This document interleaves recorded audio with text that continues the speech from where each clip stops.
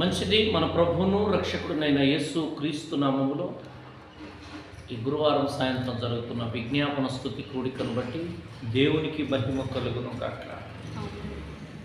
ఈ కూడికలో పాల్గొంటున్న మీకును, దూరం నుంచి దేవుని వాక్యాన్ని శ్రద్ధగా ఆలకిస్తున్న ఆత్మీయులైన మీ అందరికీ ప్రభు అయిన యేసు క్రీస్తు నామములో నా హృదయపూర్వకమైన వందనాలు. Praise the lord. మీ అందరికీ వందనాలు.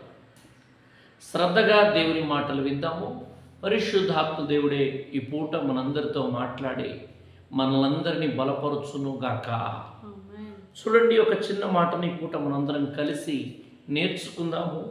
119వ కీర్తన 71వ వచనము. చూడండి, 119వ కీర్తన 71వ వచనము. నేను నీ కట్టడలను నేర్చుకొనున్నట్లు. భక్తుడు అంటున్న మాటలు, దేవా నేను నీ కట్టడలను, నీ విధులను, నీ శాసనములను, నీ మాటలను, నీ ధర్మశాస్త్రములను నేర్చుకొనున్నట్లు శ్రమనంది ఉండుట నాకు మేలాయెను. శ్రమనుంది యుండుట నాకు మేలాయెను. హల్లెలూయా. హల్లెలూయా. కనుక భక్తుడు తన అనుభవం గురించి మాట్లాడుతున్న మాట, శ్రమ నొంది యుండుట నాకు మేలాయను. అంటే శ్రమను అనుభవించిన తర్వాత ఆ శ్రమ ద్వారా తాను పొందినటువంటి మేలును గూర్చి మనతో పాట రూపంలో కీర్తనగా చెప్తున్నమాట. అప్పుడు బాగా శ్రమ పడ్డారు మీరు, అప్పుడు బాగా మీరు నిందించబడ్డారు, అప్పుడు మీరు బాగా ముక్కలు ముక్కలుగా అయిపోయారండి, అప్పుడు పరిస్థితి బాగా తీవ్రంగా ఉన్నది అని ఆలోచిస్తున్నటువంటి ఆ వేళలో వాటినన్నిటిని బట్టి దావీదు అంటున్న మాట ఏంటంటే, శ్రమ నొంది యుండుట నాకు మేలాయను. క్రైస్తవ్యము, దేవుని పిల్లలమైన మనము శ్రమ ద్వారా ఒక మేలు జరగబోతుందని, శ్రమే మనల్ని సువర్ణంగా మారుస్తుందని, శ్రమ కలిగినటువంటి కొలిమిలో శ్రమ ద్వారా పుటము ద్వారా మనల్ని ఆయన ఇంకనూ పరిశుద్ధపరచుటకే తప్ప మనల్ని పాడు చేయటకు కాదు అనే విషయాన్ని ఈ రాత్రి దేవుడు మాట్లాడుతున్నాడు. పేతురు రాసిన మొదటి పత్రిక చూడండి, అపోస్తులైన పేతురు రాసిన మొదటి పత్రిక 5వ అధ్యాయము 10వ వచనంలో శ్రమ పడిన విషయాన్ని ఏమంటాడంటే, తన నిత్య మహిమకు క్రీస్తునందు మిమ్మల్ని పిలిచిన సర్వకృపానిధియగు దేవుడు కొంచెం కాలం అంటే little bit of time, very little bit of time, కొంచెం కాలం, అది రోజు కావచ్చు, గంట కావచ్చు, అవసరమైతే వారం కావచ్చు, నెల కావచ్చు, నీ దీర్ఘాయువులో కొంచెం కాలము, చదువునాను, కొంచెం కాలము మీరు శ్రమపడిన పిమ్మట, కొంచెం కాలం శ్రమ పడుతున్నావు చూడు, ఇంకా ఎంతకాలం అంటే ఇంకా ఎన్ని రోజులండి, ఇంకా ఏమని బాధపడుతున్న నీతో ప్రభు మాట్లాడుతున్న మాట, కొంచెం కాలమైన పిమ్మట అనగా తరువాత తానే మిమ్మును పూర్ణులుగా చేసి, కృపానిధి అయిన దేవుడే తానే ఈ కొంచెం కాలంలోనే నిన్ను పరిపూర్ణతలోనికి నడిపించి స్థిరపరచి బలపరిచి, ఆయన నిన్ను మొదటగా స్థిరపరిచి, కదలని సీయోను కొండవలే నిన్ను స్థిరపరిచిన నిన్ను అక్కడి నుంచి ఆయన బలపరిచి యుగ యుగములుగా నిన్ను ఆ ప్రభు ఆశీర్వదించును గాక. ఆమేన్. పేతురు ఒక బండ అనే అనుభవం కలిగి అటువంటి వ్యక్తి. పేతురుతో మాట్లాడుతూ, పేతురు నువ్వు ఒక బండ, నీ మీద నేను ఒక సంఘాన్ని కడతాను అని సంఘము మందిరమును గూర్చినటువంటి అనేకమైనటువంటి ఉపదేశ క్రమమును పేతురుకు దేవుడు తెలియచేశారు.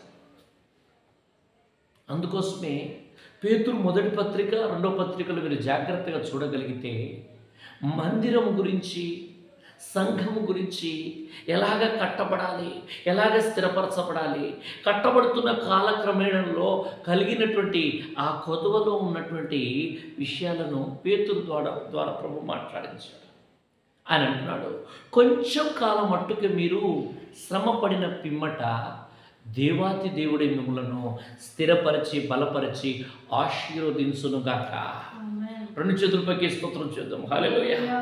కనుక స్థిరపరిచే దేవుడు కొంచెం కాలమే కనుక శ్రమ పడుట నీకు మేలుగా మార్చుతాడు.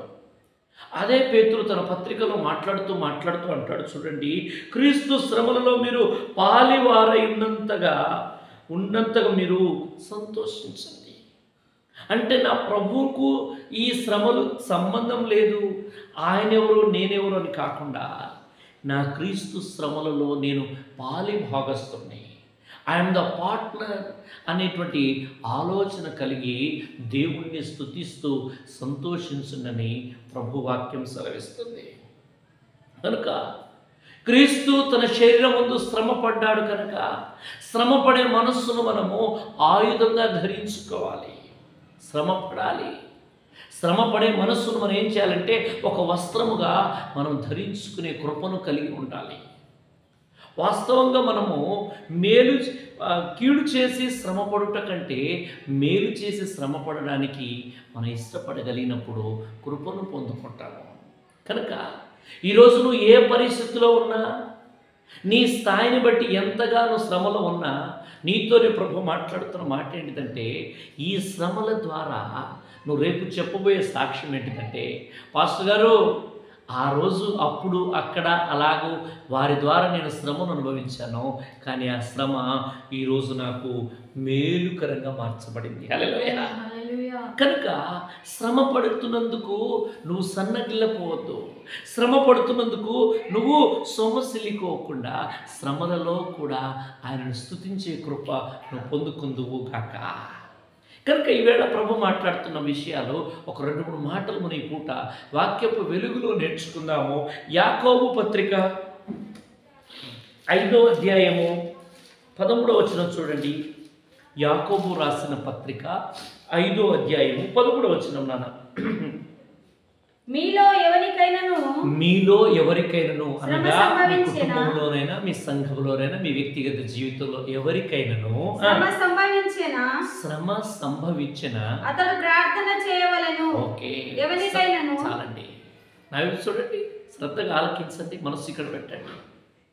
మీలో ఎవరికైనా శ్రమ కలిగిందా, మీరు ప్రార్థన చేయండి. సంతోషం కలిగిందా, మీరు కీర్తనలు పాడండి అని యాకోబు తెలియజేస్తున్నాడు. అనగా శ్రమ కలిగినప్పుడు, శ్రమ కలిగిన వెంటనే మరొక మార్గాన్ని చూపిస్తున్నాడు దేవుడు. అదేంటంటే, శ్రమ కలిగినదా, శ్రమ నీకు సమీపించిందా, నువ్వు వెంటనే చేయవలసింది, వెంటనే ప్రారంభించవలసిన పని ఏంటిదంటే ప్రార్థన చేయడము. స్తోత్రం చెప్పండి. మీలో ఎవరికైనా శ్రమ కలిగిందా, ఏం చేయాలి? శ్రమ కలిగిందని 24 గంటలు చెప్పుకుంటూ తిరగకుండా, శ్రమ కలిగింది, ఎస్, వెంటనే స్టార్ట్ చేయాల్సిన పని ఏంటిదంటే ప్రార్థన చేయాలి. శ్రమ కలిగిందని ఎంతగా ప్రకటించినా, ప్రచారం చేసినా, ఎవరికి తెలియజేసినా శ్రమకు పరిష్కారం దొరకదు. కానీ శ్రమ కలిగినందుకు చేయమని చెప్పే మాట ఏంటిదంటే ప్రార్థన చేయాలి. సంతోషం కలిగిందా, కీర్తనతో, పద్యములతో, గానములతో, ఆత్మ సంబంధమైనటువంటి విషయంతో దేవుణ్ణి సంతోషంగా స్తుతించుదుము గాక. పౌలు శీలలు ఇద్దరు చెరసాలలో పెట్టబడ్డారు. చేతులు కాళ్లను మోండాలతో బిగించబడి శరీరం ఎటు కదలలేక ఉన్నది.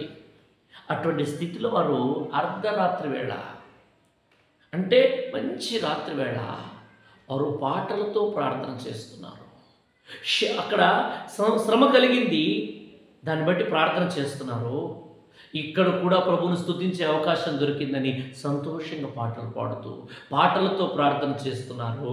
అప్పుడు వారికి జరిగిన మేలేంటిదంటే, వారి శ్రమలే కాదు, వారి చుట్టుపక్కల వారి ఇరువురు పొరుగు వారి అందరి శ్రమలు విడిపించబడింది. స్తోత్రం.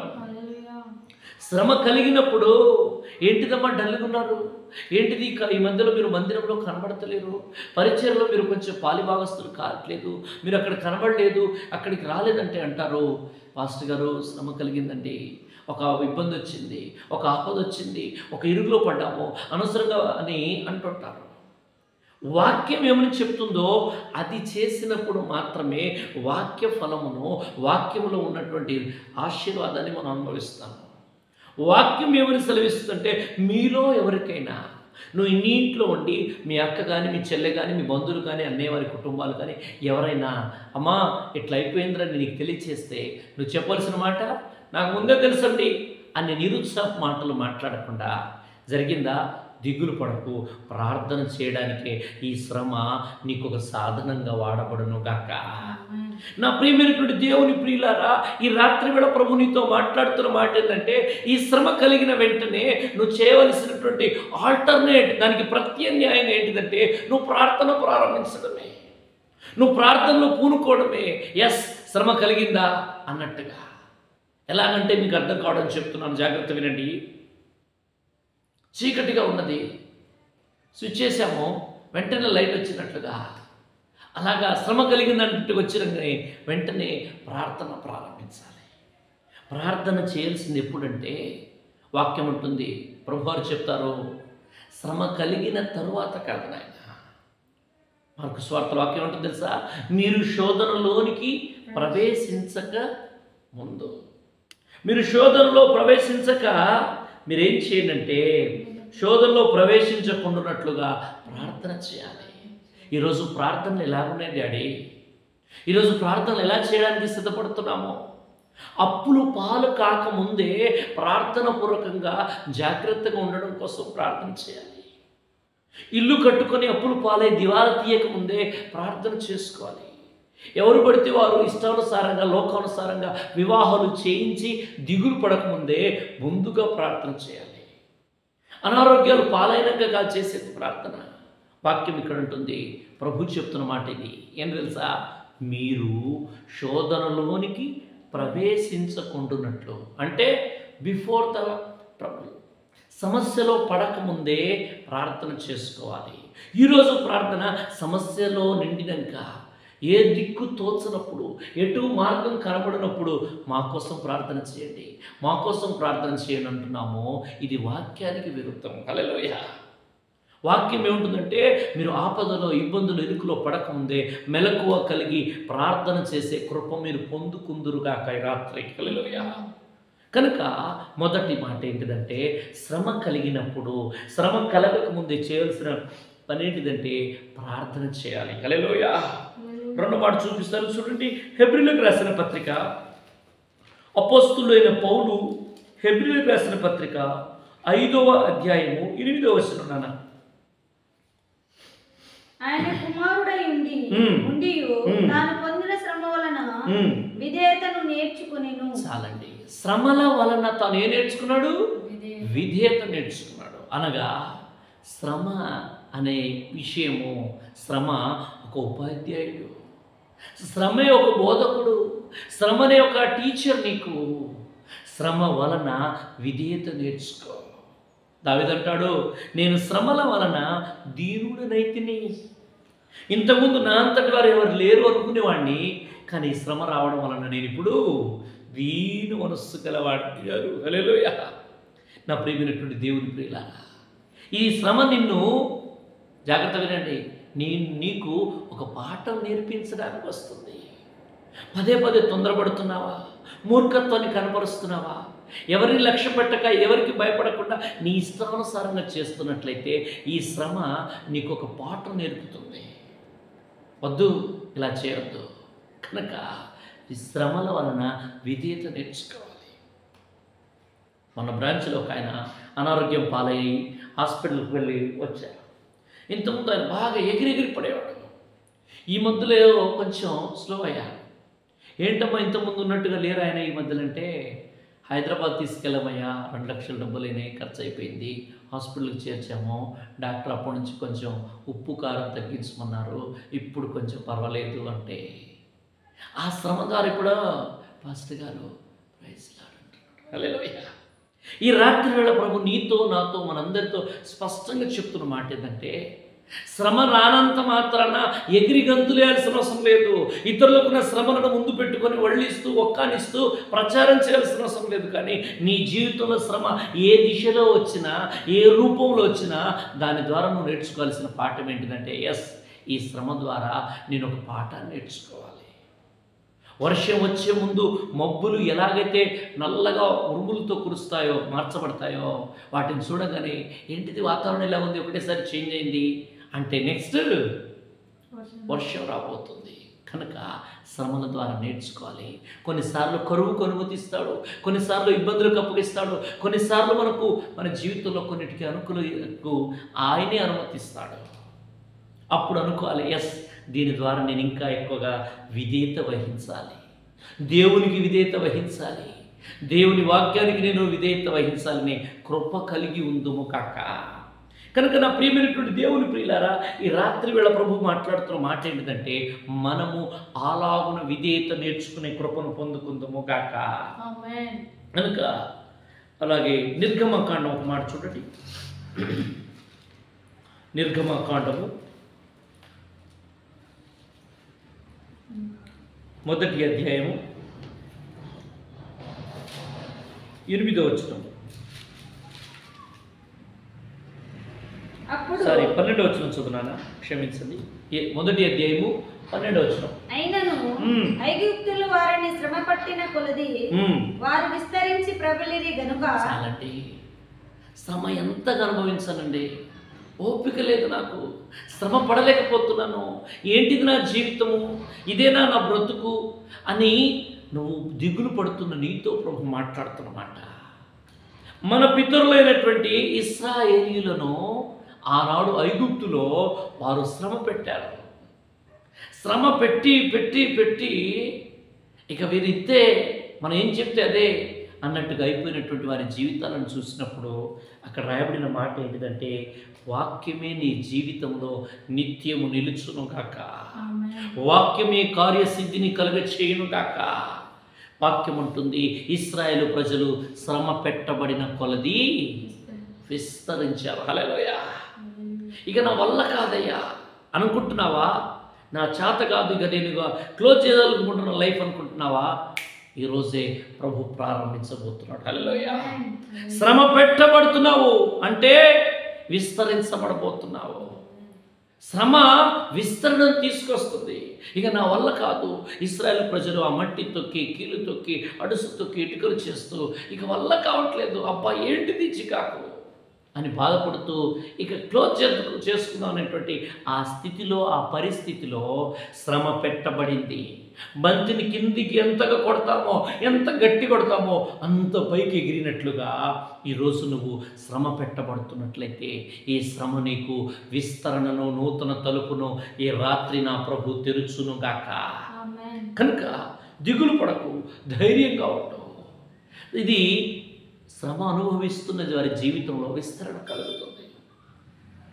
పౌలు అంటాడు, ఏంటిదయ్యా శ్రమ అంటే, అసలు అందరు భయపడుతుంటే నువ్వేంది అట్లా అంటున్నావు అంటే, నాకు శ్రమ ఎప్పుడో తెలుసా, నాకు శ్రమ ఎప్పుడో తెలుసా, అయ్యో సువార్త ప్రకటించవలసిన భారం నా మీద ఉంది, సువార్త ప్రకటించకపోతే నాకు శ్రమ. అంటే ఇది దైవికమైన ఆత్మీయమైనటువంటి శ్రమను ఎంచుకొని సువార్త ప్రకటించకపోతే వచ్చే శ్రమగా తాను ఎంచుకుంటున్నాడు. హల్లెలూయా.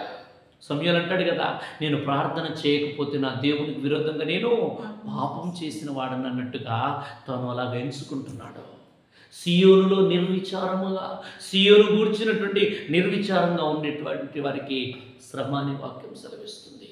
కనుక నా ప్రియమైనటువంటి దేవుని ప్రియులారా, ఈ రాత్రి వేళ ప్రభు మాట్లాడుతున్న మాట ఏంటంటే, శ్రమలో ఉన్నావా?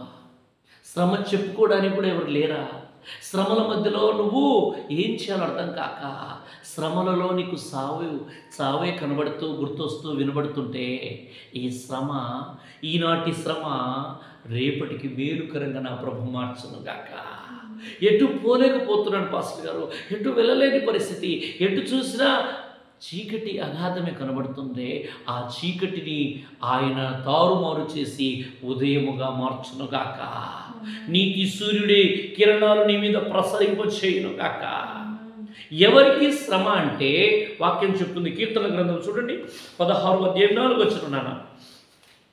కీర్తనలు 16వ అధ్యాయం 4వ వచనం. త్వరగా.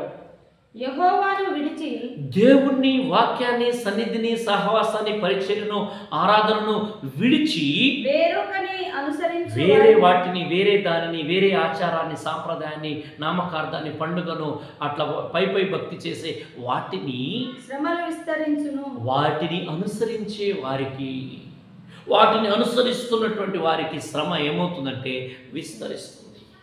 కీర్తనకారుడు అంటాడు, దేవుడిని విడిచి దేవుడే ఉంటే చాలండి, దేవుడిని గమనించి లేదని ఒకప్పుడు ఆరాధిస్తూ సన్నిధికి వచ్చిన నీవు ఈరోజు దేవుణ్ణి విడిచిపెట్టావేమో, దేవుడిని ప్రక్కన పెట్టావేమో, ఈ పరిస్థితి దేవుడి వల్ల కాదన్నట్టుగా తీసుకున్నట్లయితే నీతో ప్రభు మాట్లాడుతున్నారు, నానా దేవుణ్ణి విడిచావేమో, ప్రార్థన విడిచావేమో, ఉపవాసం విడిచావేమో, కన్నీటి ప్రార్థన విడిచావేమో, గృహకూడిక విడిచావేమో, సన్నిధి విడిచావేమో, దూరంగా ఉంటున్నట్లయితే ఎవరు అడిగేవారు ఎవరు చూచేవారు లేరు అన్నట్టుగా ఉన్నట్లయితే దూరాన సమీపాన దేవుని మాటలు వింటున్న నీతో ప్రభు మాట్లాడుతున్న మాట, దేవుణ్ణి విడిచి వేరొక వాటిని, అంటే వేరొకటి ఉంది, అది ఎప్పటి నుంచో ఉంది, ఆ వేరొక వాటిని ఆశ్రయిస్తూ వాటిని నువ్వు అనుసరించగలిగితే శ్రమలు ఇంకా విస్తరిస్తున్నాయి.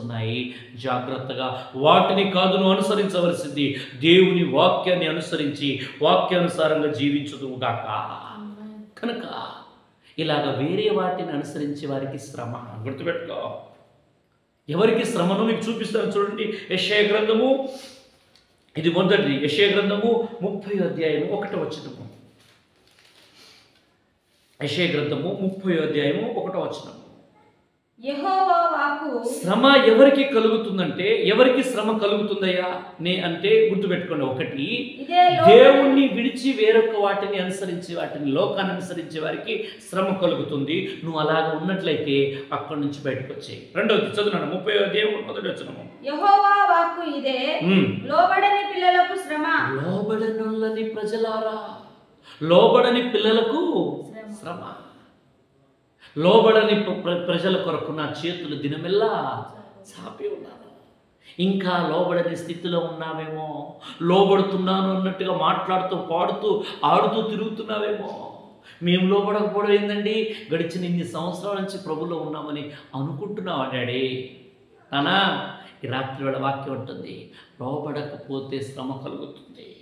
లోబడని ప్రజలకు పిల్లలకు శ్రమ. కనుక నువ్వు లోబడకపోతే ఈరోజు ఏ స్థితిలో లోబడట్లేదు, ఎందుకు లోబడట్లేదు, లోబడకపోవడానికి గల కారణాలు ఏంటిదో తెలుసుకొని పరీక్షించుకొని వాక్యం అనే అర్థంలో నిన్ను నువ్వు చూసుకొని ఈ రాత్రి నిన్ను నువ్వు సరి చేసుకొని ఒక నూతన కృపను అనుభవించుతూ కాక. అనుసరించకపోతే దేవుని కాక వేరే వాటిని అనుసరిస్తే శ్రమ. ఇక్కడ చెప్తుంది లోబడనొల్లని వారికి శ్రమ. అలాగే 33వ అధ్యాయం చూడండి, యెషయా గ్రంథం 3వ అధ్యాయము 3వ అధ్యాయం 11వ వచనం. యెషయా గ్రంథం 3వ అధ్యాయం 11వ వచనం. దుష్టులకు శ్రమ, వారి క్రియల ఫలం వారికి కలుగుతుంది. దుష్టులకు శ్రమ. దుష్ట సాంగత్యం వద్దనేది దేవుడు. దుష్ట సాంగత్యం మంచి నడవడికను చెడగొడుతుంది. దుష్టుల ఆలోచన చొప్పున మీరు ఇవ్వకండి. పిల్లలు మీరు ఇంకా కూర్చోడు, మంచిగా గో బ్యాక్. కనుక వాక్యం చెప్తున్న మాట ఏంటంటే, దుష్టులకు శ్రమ. దుష్టత్వం అనుభవించవద్దు, దుష్టులుగా బ్రతకవద్దు, దుష్టత్వాన్ని ధరించుకోవద్దు, దుష్టులతో సాహసం చేయొద్దు. కనుక ఇటువంటి వారికి శ్రమ కలుగుతుంది. నువ్వు అలా ఉన్నట్లయితే ఆ దుష్టత్వం విడిచి కృపను పొందుకుందువు కాక. కనుక నా ప్రియమైనటువంటి దేవుని ప్రియులారా, ఆయన అంటున్న మాటలో, శ్రమను యందు నమ్మిక ఉంచిన ఆయన నువ్వు ఎరిగినట్లయితే నీ జీవితంలో నూతన కార్యం చేయబోతున్నాడు. ఒకప్పుడు ఎంతగానో శ్రమ పెట్టబడ్డాను, ఎంతగానో శ్రమను అనుభవించాను, మరణమే శరణం అనుకుంటూ సావు కోసం ఎదురు చూశాను. ఖచ్చితంగా ఇలా చనిపోవాలి, ఏ దిశలో చనిపోతే కార్యం జరుగుతుందని చావుల కోసం ఎదురు చూశాను.